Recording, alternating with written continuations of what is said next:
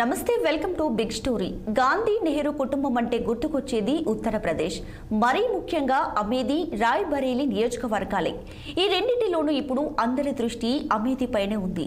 గత ఎన్నికల్లో యూపీలోని అమేథీలో, అలాగే కేరళలోని వాయనాడ్లో 2 చోట్ల కూడా రాహుల్ గాంధీ పోటీ చేశారు. ఆయన అమేథీలో ఓడిపోయారు. వాయనాడ్లో ఘన విజయాన్ని సాధించారు. ఈ దఫా జరిగే ఎన్నికల్లో రాహుల్ గాంధీ వాయనాడ్లో ఇప్పటికే నామినేషన్ కూడా దాఖలు చేశారు. మరి ఆయన అమేథీలో కూడా పోటీ చేస్తారా లేదా అనేది ఇప్పుడు కొన్ని లక్షల ఓట్ల ప్రశ్నగా మారింది. ఈ నేపథ్యంలో ఇవాల్టి బిగ్ స్టోరీ.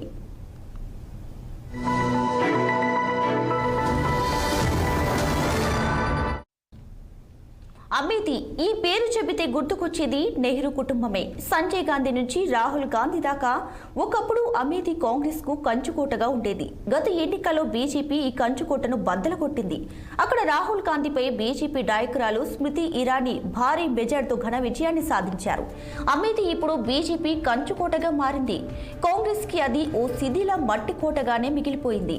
అయినా కూడా ఇప్పటికీ అమేథీ అంటే గుర్తుకొచ్చేది నెహ్రూ కుటుంబమే. అంతటి అనుబంధం ఉంది ఆ కుటుంబానికి. మరి ఈ దఫా ఎన్నికల్లో కూడా అమేథీ నుంచి రాహుల్ గాంధీని పోటీ చేస్తారా అనేది $1 మిలియన్ ప్రశ్నగా మారింది.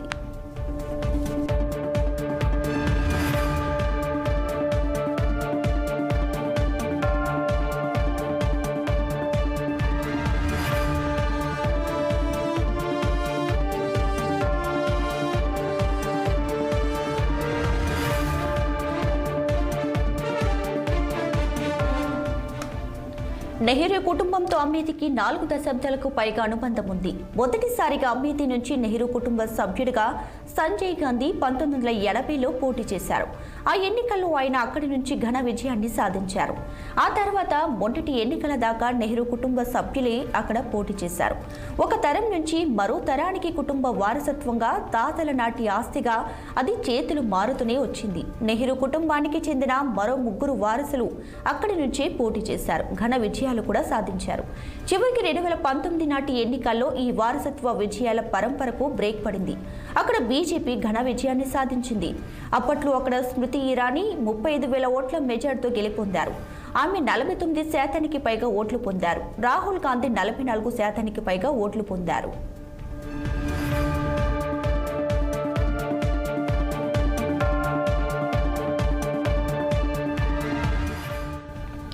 ఇక యూపీకి గుండెకాయ అమేథీ. ఆ రాష్ట్రానికి నడిపొట్టున ఉంది. 1967లో ఈ నియోజకవర్గం ఏర్పడింది. 1970ల చివరిలో కొన్నేళ్లు, 1990ల చివరిలో కొన్నేళ్లు మినహాయిస్తే అది నిలకడగా కాంగ్రెస్ ని గెలిపిస్తూ వచ్చింది.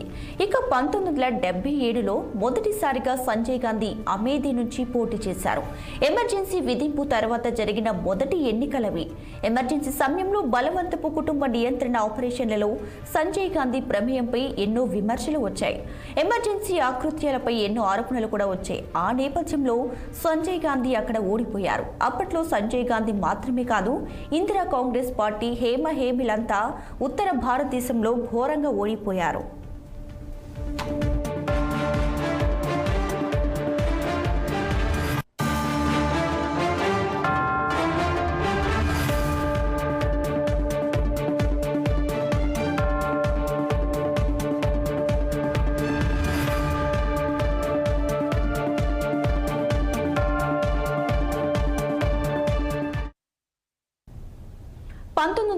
లో జరిగిన ఎన్నికల్లో అమేథీ నుంచి సంజయ్ గాంధీ గెలుపొందారు. అదే ఏడాది జూన్లో సంజయ్ గాంధీ చనిపోయారు. ఆ సమయంలో రాజీవ్ గాంధీ విదేశీ పర్యటనలో భాగంగా లండన్లో ఉన్నారు. సోదరుడి మరణ వార్త తెలియగానే ఆయన హుటాహుటిన భారత్కు తిరిగి వచ్చారు. 1981 మే 4వ తేదీన రాజీవ్ గాంధీని అమేథీలో కాంగ్రెస్ అభ్యర్థిగా ఇందిరాగాంధీ ప్రకటించారు. నాటి ఎన్నికల్లో రాజీవ్ గాంధీ ఘన విజయాన్ని సాధించారు. 2 లక్షల మెజార్టీతో గెలుపొందారు. నాటి నుంచి 1991లో ఆయన హత్య జరిగే వరకు అక్కడ రాజీవ్ గాంధీని పోటీ చేశారు. రాజీవ్ గాంధీ ప్రభావం అక్కడి ఓటర్లపై ఎంతగా ఉందంటే ఆ తరువాతి కాలంలో కొన్నేళ్ల పాటు ఆయన కుమారుడు రాహుల్ గాంధీని కూడా భారీ మెజార్టీతో గెలిపించారు. రాజీవ్ గాంధీ హత్య తర్వాత జరిగిన ఉప ఎన్నికల్లో కాంగ్రెస్ పార్టీకి చెందిన సతీష్ శర్మ అమేథీ నుంచి ఎన్నికయ్యారు. 1996లో కూడా ఆయనే గెలిచారు. 2 ఏళ్ల తర్వాత జరిగిన ఎన్నికల్లో అక్కడ మరోసారి బీజేపీ గెలిచింది. అమేథీలో రెండోసారి కాంగ్రెస్ ఓడిపోయినట్లయింది.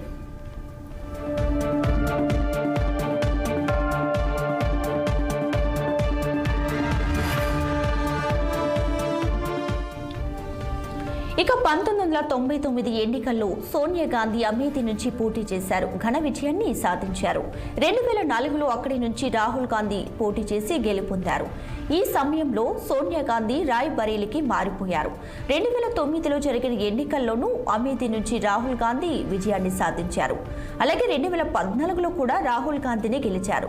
అప్పటి వరకు ఓ 15 ఏళ్లుగా రాహుల్ గాంధీకి ఓటేసిన ప్రజలు నెహ్రూ కుటుంబంతో మమేకమైన అనుభూతిని పొందారు. 2014లోనే ప్రజల్లో కొంత వ్యతిరేకత మొదలైంది. రాహుల్ గాంధీకి వచ్చిన మెజారిటీ బాగా తగ్గిపోయింది. ఒకప్పుడు కాంగ్రెస్ అక్కడ 3,70,000 ఓట్ల మెజారిటీని కూడా సాధించింది. అలాంటిది 2014 వచ్చేసరికి ఆ మెజారిటీ కాస్త 1,00,000 ఓట్లకు తగ్గిపోయింది. రాహుల్ గాంధీ అమేథీ నియోజకవర్గాన్ని నిర్లక్ష్యం చేయడం, బీజేపీ ప్రభావం పెరగడం లాంటివన్నీ మెజారిటీ తగ్గేందుకు కారణాలుగా నిలిచాయి.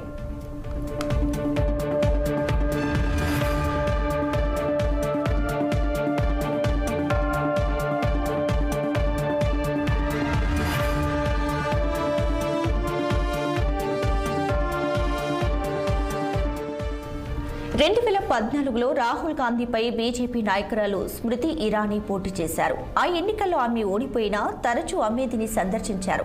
అక్కడి ప్రజల కష్ట సుఖాలను పంచుకున్నారు. ఎట్టకేలకు 2019లో జరిగిన ఎన్నికల్లో రాహుల్ గాంధీపై ఆమె విజయాన్ని సాధించారు. దీంతో అమేథీలో కుటుంబ వారసత్వానికి భారీ బ్రేక్ పడినట్లయింది. సుమారుగా 3 దశాబ్దాలుగా కాంగ్రెస్ కి అమేథీ కంచుకోటగా ఉండింది. ఇప్పుడు అది ఆ పార్టీకి ఓ శిథిల మట్టి కోటగా మాత్రమే మిగిలింది. అయినా కూడా కాంగ్రెస్ తిరిగి ఆ కోటను స్వాధీనం చేసుకోవాలనుకుంటుంది. మరి ఇప్పుడు అమేథీ నుంచి కాంగ్రెస్ తరపున ఎవరు పోటీ చేస్తారనేది ఓ చిక్కుముడిగా మారింది. కాకపోతే గాంధీ నెహ్రూ కుటుంబ సభ్యులే అక్కడి నుంచి పోటీ చేస్తారనే వార్తలు మాత్రం వచ్చాయి.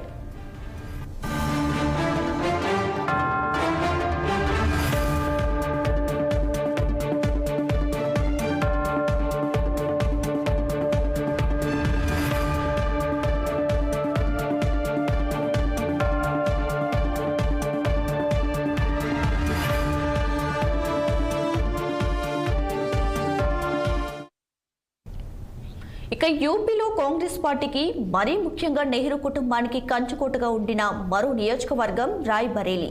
స్వాతంత్ర్యం వచ్చిన నాటి నుంచి కూడా ఒక 3 సందర్భాల్లో మినహా ఇక్కడ కాంగ్రెస్ పార్టీని గెలిచింది. కాంగ్రెస్ పార్టీ మాజీ అధ్యక్షురాలు సోనియా గాంధీ ఇక్కడి నుంచి ఏకంగా 5 సార్లు గెలిచారు. 2019లో జరిగిన ఎన్నికల్లోనూ సోనియా గాంధీని గెలిచారు. ఇకపై ప్రత్యక్ష ఎన్నికల్లో పోటీ చేయవద్దనే నిర్ణయం తీసుకోవడంతో ఆమె 2024లో రాజస్థాన్ నుంచి రాజ్యసభకు ఎన్నికయ్యారు. గత ఎన్నికల్లో కాంగ్రెస్ కంచుకోట అమేథీలో బీజేపీ గెలిచిన నేపథ్యంలో సోనియా గాంధీ రాజ్యసభకు వెళ్లాలని నిర్ణయించుకున్నట్లు వార్తలు కూడా వచ్చాయి.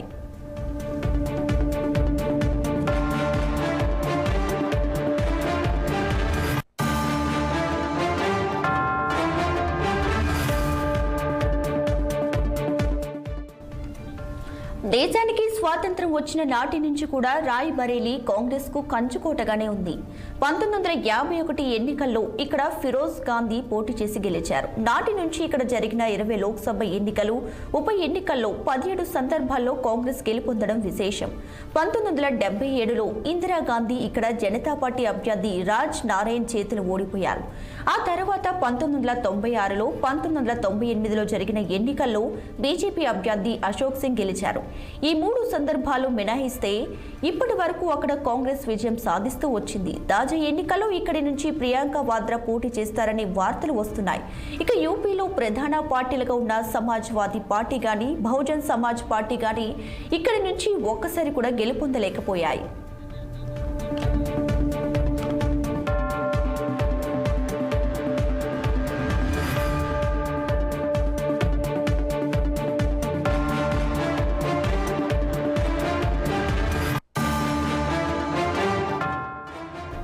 రాయ్ బరేలీ నియోజకవర్గంలో 90% జనాభా హిందువులే. ముస్లింలు 5% దాకా ఉంటారు. 89% మంది ఓటర్లు గ్రామీణ ప్రాంతాలకు చెందినవారు. వీరిలో 30% మంది ఎస్సీలు. 2004 నాటి ఎన్నికల్లో సోనియా గాంధీ సుమారుగా 59% ఓట్ షేర్ పొందారు. ఇక 2006 ఉప ఎన్నికల్లో ఈ ఓట్ షేర్ శాతం 80% పైగా చేరుకుంది. 2006 ఎన్నికల్లో ఇది 72% పడిపోయింది. 2014 ఎన్నికల్లో కాంగ్రెస్ పార్టీ గెలిచిన 2 సీట్లలో రాయ్ బరేలీ ఒకటి, మరో స్థానం అమేథీ. 2019 ఎన్నికల్లో అమేథీని కూడా కాంగ్రెస్ కోల్పోయింది. 2019లో యూపీలో కాంగ్రెస్ గెలిచిన ఏకైక సీటు రాయ్ బరేలీ మాత్రమే. 2019 ఎన్నికల్లో ఇక్కడ 63% పైగా ఓట్ షేర్ను కాంగ్రెస్ పొందింది. అలాగే 2019 ఎన్నికల నాటికి అది సుమారుగా 56% పడిపోయింది.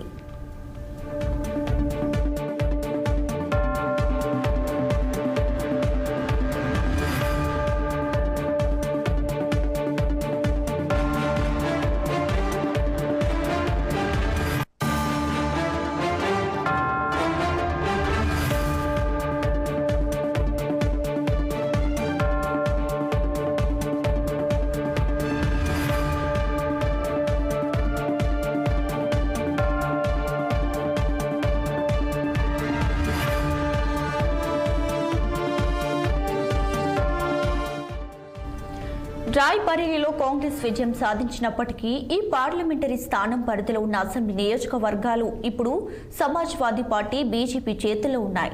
ఇటీవల ఇక్కడ సమాజ్వాదీ పార్టీ నాయకుడు మనోజ్ పాండే బీజేపీలో చేరారు. కాంగ్రెస్ ఎమ్మెల్యే అదితి సింగ్ కూడా పార్టీ మారారు. ఇలాంటి మరెన్నో అంశాలు ఇప్పుడు రాయ్ బరేలీని కాంగ్రెస్ కు అంత సురక్షిత స్థానం కాకుండా చేశాయి. ఇలాంటి పరిస్థితిలో ఇక్కడ కాంగ్రెస్ పార్టీ నుంచి నెహ్రూ కుటుంబ అభ్యర్థి గెలవడం అంత సులభమేమీ కాదు. మొత్తం మీద చూస్తే యూపీలో కాంగ్రెస్ చివరి కంచుకోట ఆ పార్టీ చేజారిపోయే సూచనలు ఎక్కువగా కనిపిస్తున్నాయి.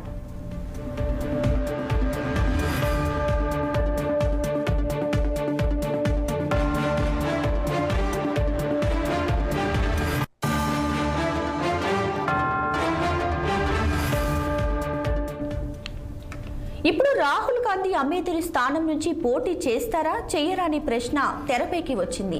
శత్రువును ఎదుర్కోకుండా కోటను వదిలిపెట్టి పారిపోవడం ఎంతవరకు సబబు అనే విమర్శ వినిపిస్తుంది. కేరళలో ఏప్రిల్ 26న పోలింగ్ ముగిసిన తర్వాత యూపీలో నామినేషన్ల ప్రక్రియ ప్రారంభం కానుంది. అప్పుడు రాహుల్ గాంధీ అమేథీ నుంచి కూడా నామినేషన్ వేస్తారన్న వార్తలు వస్తున్నాయి. ఈ వార్తలు ఇప్పుడు వాయనాడ్లో కాంగ్రెస్ కు ప్రతికూలంగా మారుతున్నాయి. ఒకవేళ రాహుల్ గాంధీ అమేథీ నుంచి గెలిస్తే ఈ వాయనాడ్ స్థానానికి రాజీనామా చేస్తారా అనే ప్రశ్న కూడా వినిపిస్తుంది. మరోవైపున చూస్తే రాజీనామా సంగతి తర్వాత అసలు వాయనాడ్ నుంచి ఈ దఫా రాహుల్ గాంధీ గెలవడం కష్టమే అనే వాదన కూడా వినిపిస్తుంది.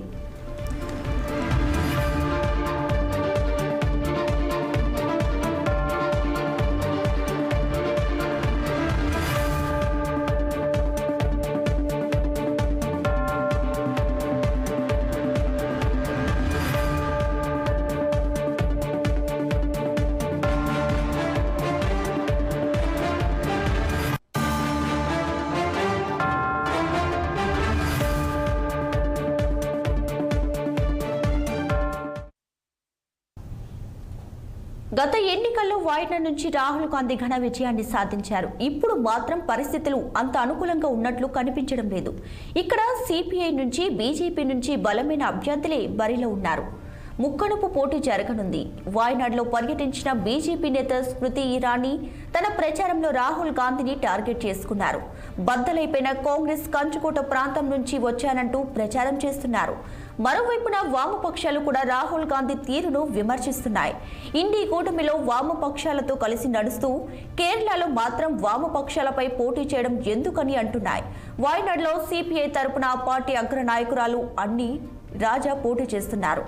ఆమె సిపిఐ జాతీయ ప్రధాన కార్యదర్శి రాజా భార్య. 2008 నుంచి వాయనాడ్ కాంగ్రెస్ కి కంచుకోటగానే ఉంది. ఇక 2019లో రాహుల్ గాంధీ ఇక్కడ 4,30,000కు పైగా ఓట్ల మెజార్టీతో సిపిఐ అభ్యర్థిపై గెలుపొందారు.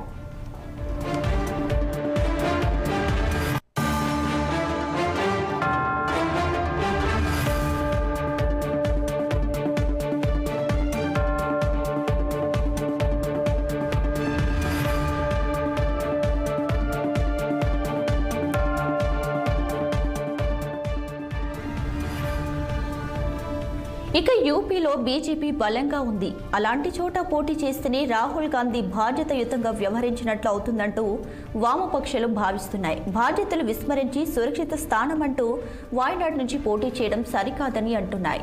అమేథీ కాకుండా ఉత్తరాదిలోని మరేదైనా స్థానం నుంచి రాహుల్ పోటీ చేసి ఉంటే బాగుండేదని అంటున్నాయి. శత్రువు బలంగా ఉన్నప్పుడు సురక్షిత స్థానానికి వలసపోవడం అనేది కాంగ్రెస్ లో కొత్త ఏమీ కాదు. గతంలో ఇందిరాగాంధీ కూడా ఇదే వ్యూహం అవలంబించారు. ఆ తర్వాత సోనియా గాంధీ అదే బాట పట్టారు. ఆ తర్వాత రాహుల్ గాంధీ కూడా దక్షిణ పదంలోకి వచ్చారు.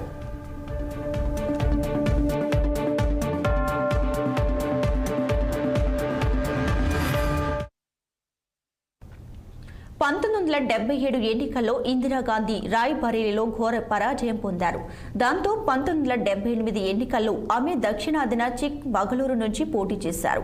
ఆ తర్వాత 1980లో ఆమె నేటి తెలంగాణలోని మెదక్ నుంచి పోటీ చేశారు. 1984లో ఇందిరాగాంధీ హత్యకు గురైనప్పుడు ఆమె మెదక్ ఎంపీగానే ఉన్నారు.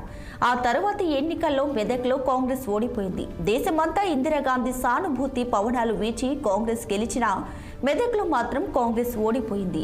1999లో సోనియా గాంధీ అమేథీ నుంచి మాత్రమే కాకుండా కర్ణాటకలోని బళ్ళారి నుంచి కూడా నామినేషన్ వేశారు. 2 చోట్ల గెలిచారు. బళ్ళారికి మాత్రం రాజీనామా చేశారు. నాటి నుంచి బళ్ళారిలో కాంగ్రెస్ అభ్యర్థి ఎవరూ కూడా గెలవలేదు. నెహ్రూ కుటుంబ సభ్యులెవరూ దక్షిణాది నుంచి ఒకే స్థానంలో రెండోసారి పోటీ చేసిన దాఖలాలు లేవు. మొదటిసారిగా రాహుల్ గాంధీ ఆ ప్రయోగం చేస్తున్నారు. వరుసగా రెండోసారి దక్షిణాది స్థానం నుంచి అంటే కేరళలోని వాయనాడ్ నుంచి పోటీ చేస్తున్నారు.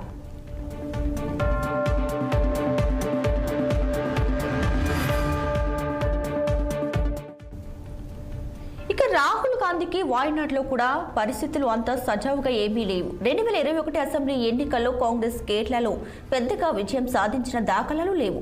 యునైటెడ్ డెమోక్రటిక్ ఫ్రంట్ భాగస్వామిగా కాంగ్రెస్ 93 స్థానాల్లో పోటీ చేస్తే 21 స్థానాల్లో మాత్రమే విజయం సాధించింది. దాని భాగస్వామి ఇండియన్ యూనియన్ ముస్లిం లీగ్ తాను పోటీ చేసిన 25 సీట్లకు గాను 15 సీట్లలో గెలుపొందడం విశేషం. ఇక ముస్లిం లీగ్ మద్దతు కారణంగానే రాహుల్ గాంధీ వాయనాడ్ నుంచి బరిలోకి దిగినట్లుగా కనిపిస్తుంది.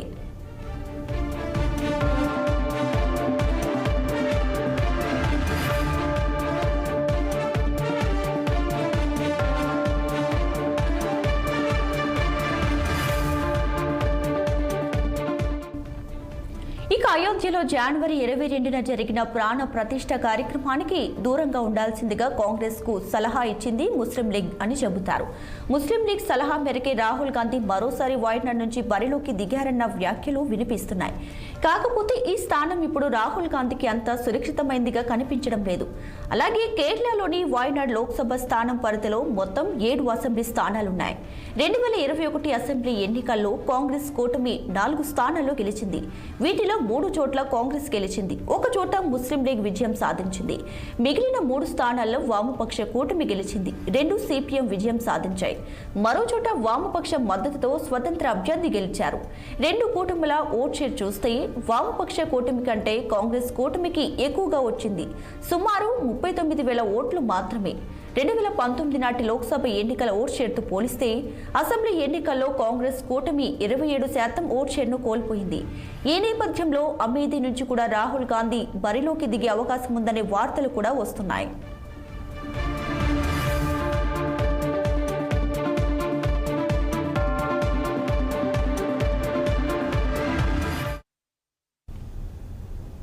తాజాగా వస్తున్న వార్తలను బట్టి రాహుల్ పై బీజేపీ గణపతి అస్త్రం సంధించింది. వాయనాడ్ పరిధిలో ఉన్నటువంటి సుల్తాన్ బాత్రని పేరును గణపతి వట్టంగా మార్చాలంటూ డిమాండ్ చేయడం మొదలుపెట్టింది. ఆ ఊరి పేరును టిప్పు సుల్తాన్ హయాంలో సుల్తాన్ బాత్రిగా మార్చారు. ఈ నేపథ్యంలో టిప్పు సుల్తాన్ ఉదంతం మరోసారి తెరపైకి వచ్చినట్లయింది. సుల్తాన్ బాత్రి పేరును గణపతి వట్టంగా మార్చడాన్ని ముస్లిం లీగ్ వ్యతిరేకిస్తుంది. అది స్థానిక హిందువులకు ఆగ్రహాన్ని తెప్పిస్తుంది. మొత్తం మీద అక్కడ ఓట్ల పోలరైజేషన్ అయ్యే అవకాశాలు ఎక్కువగా కనిపిస్తున్నాయి. మరోవైపున కమ్యూనిస్టులు కూడా బరిలో నిలిచారు. దీంతో వై నాట్ అమేథీ అనేది 2 రకాల అర్థాలను ఇచ్చేదిగా మారింది. ఏది అసలైన అర్థమో తెలియాలంటే కేరళలో పోలింగ్ జరిగేదాకా వేచి చూడాల్సిందే.